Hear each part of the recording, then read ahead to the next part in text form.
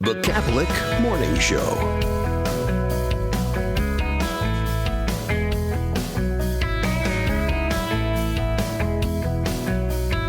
Deacon Mark, grateful to be with you here this morning as we make our way through the show, as we wait to connect with Steve Ray.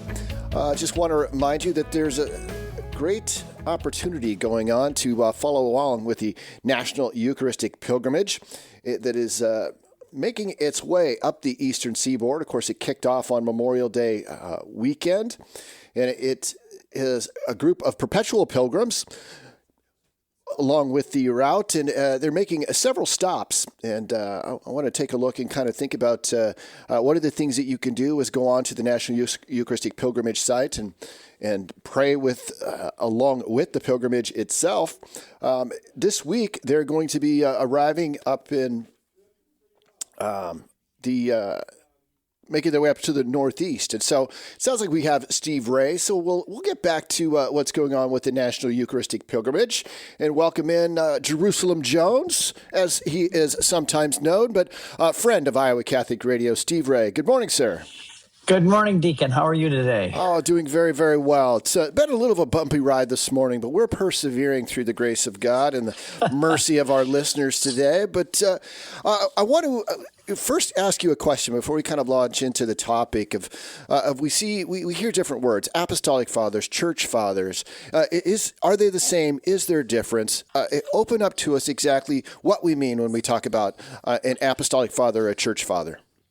Okay, they are the same and they're not the same. The Church Fathers are a big span of time. They're all the fathers of the church, those that taught and gave us the foundation, so to speak, like the founders of our country. They were from the first century, from the time of Christ up until 800. 800 is pretty much the end of what we call the Church Fathers. There's a special category of church father. They're still church fathers, but they have a special name. They're the Apostolic Fathers because they knew or lived in the time of the apostles. That gives them a lot of credibility, and by the way, Deacon, this is why I became Catholic, because I was born and raised Baptist. And I was told that the early church was basically Protestant in its theology and its thinking. It only got corrupted with Catholic stuff later on in the centuries. But when I went back and I started to read the very first writings, the Apostolic Fathers, the guys who knew the apostles, the guys who were in that generation, and I read what they had to say, they were all consistent, unified, and they were Catholic. So I had to say to myself, why do I trust so infallibly almost what my pastor says today when I can go back and listen to the pastors of the first century who knew the apostles? Which one has more credibility? And that's the difference between church fathers, 800 years, and apostolic fathers, which are just 100 or so years from the time of Christ. Well, I appreciate that distinction. And I know you made a documentary on the Apostolic Fathers that spanned 5 different countries. Talk about that and sort of why that was, you've already hinted, I think, at why, because that was the reason for your conversion. But maybe why you chose this particular route as a form of teaching and evangelization. Well, in the year 2000, I woke up in the middle of the night and I knew I had to make a documentary series. It was just in my head. I woke up in the middle of the night and I said to my wife, Janet, quick, wake up. We have to do a 10-part video series on the history of salvation. And she said, what, go back to sleep. You scared me half to death. You're crazy.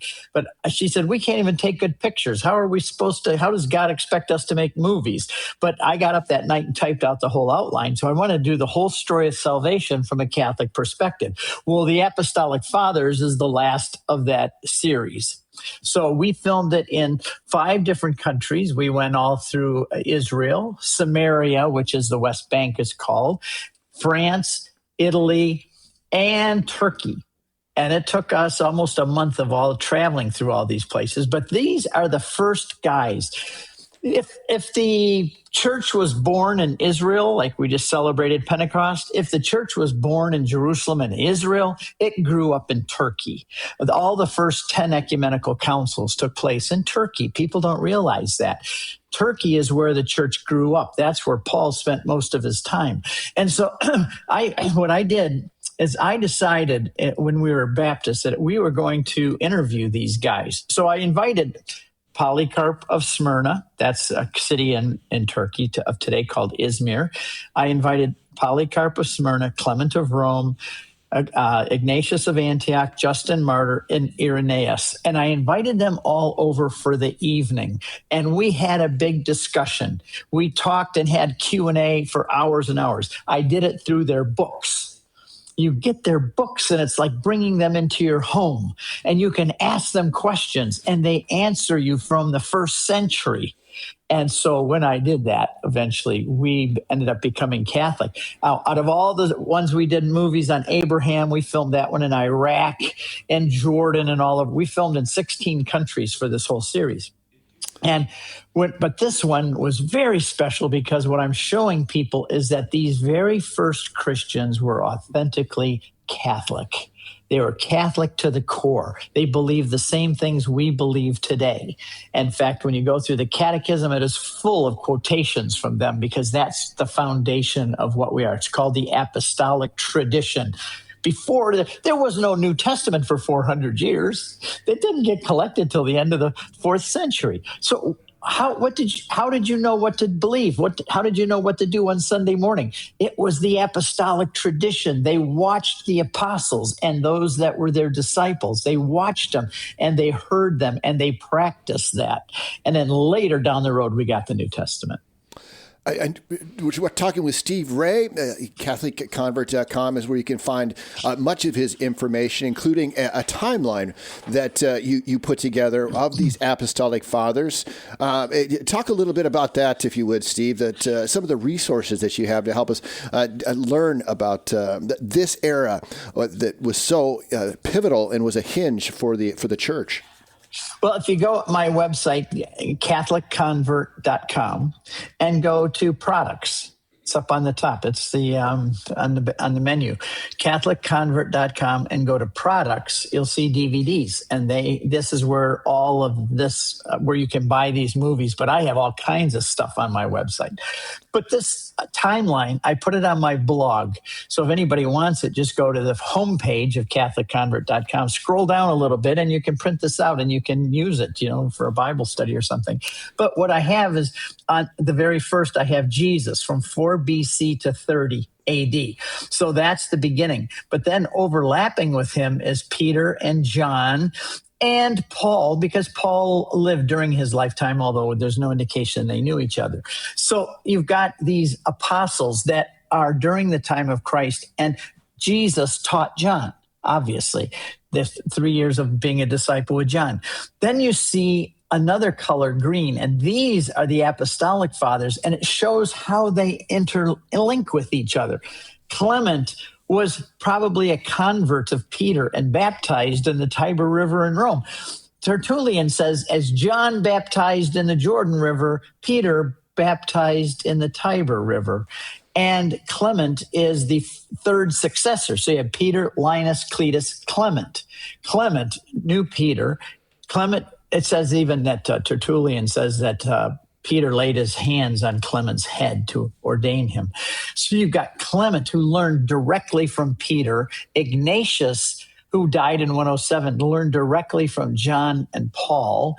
And then you go a little bit later to Irenaeus and Justin Martyr, right in that time period. And they wrote a lot. So you can study what they say and you can read. But what I really like, Deacon, is Jesus taught John, John taught Polycarp, and Polycarp taught Irenaeus. So you can almost say Irenaeus is Jesus' spiritual great-grandson. I'm, by the way, going to have our first great-grandchild in a couple of days. A couple of days coming up. So to say that is special to me, that Jesus taught John, John taught Polycarp, Polycarp taught Irenaeus, and Irenaeus wrote a lot. You can learn a lot from Irenaeus.